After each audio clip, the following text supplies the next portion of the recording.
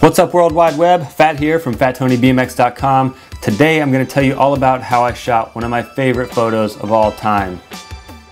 When I first saw pictures of the Erawan Falls in brochures and pamphlets, right away I looked at it and I said, where are these? How do I get there? I have to shoot photos of these waterfalls. So I figured out what bus I needed to take from the town that I was staying in to get to the falls, hopped on it as soon as I could, and made my way to Erawan National Park. Unfortunately, when I got there, I realized that it was going to be a lot more difficult than I thought to get the nice slow shutter speed photos that I wanted. There was people playing under the waterfalls and swimming in the pools, and of course all the European guys in their Speedos just wading in the water.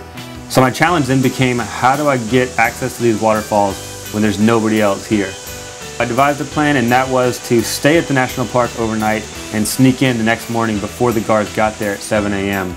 I woke up at 6 a.m. the following morning and made my way into the park past the guards booth before anybody was stationed there. This gave me and my travel buddy a good hour and a half to have the park all to ourselves before anybody started showing up. So it was a really cool experience to be there at such a beautiful place when there was nobody else around. It was just completely surreal.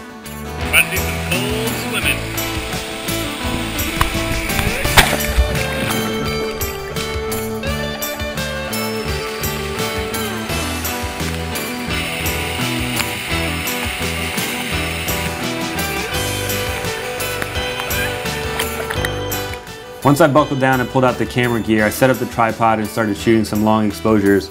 At one of the falls, we even played around and put ourselves in the long exposure, which was really cool as well. Once I shot a handful of photos, I wanted to really pay attention to the third waterfall, which was kind of the biggest and had the biggest pool in front of it. I worked my way around, finding different angles, bringing it back a little bit and getting some trees in the foreground, getting off to the side and getting a little bit more of the pool. And then I decided that I wanted to take one just really symmetrical front and center shot from a low angle with the tripod right in the water. So I got down with the tripod, and I didn't have a remote switch with me because I had very minimal gear. I was traveling with just a backpack all over Thailand for a month. So I went ahead and set up the tripod with a 2-second exposure on it with a self timer of 2 seconds. That way, once I let my finger off the shutter, it had 2 seconds to stop wiggling around on the cheap tripod before it actually snapped the exposure. I shot this with my Canon 5D Mark II using my Canon 24-70 f2.8L USM lens at a focal length of about 35. The aperture was set at f22 and the ISO was at 50.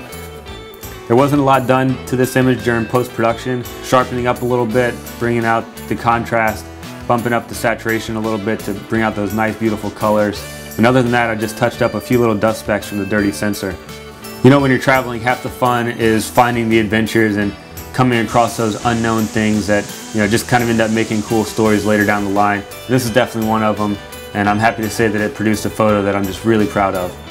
Thanks for checking out the photo and the video. I hope you like it. Be sure to keep up with my blog at blog.fattonybmx.com, and of course follow me on all my social networks at FatTonyBMX.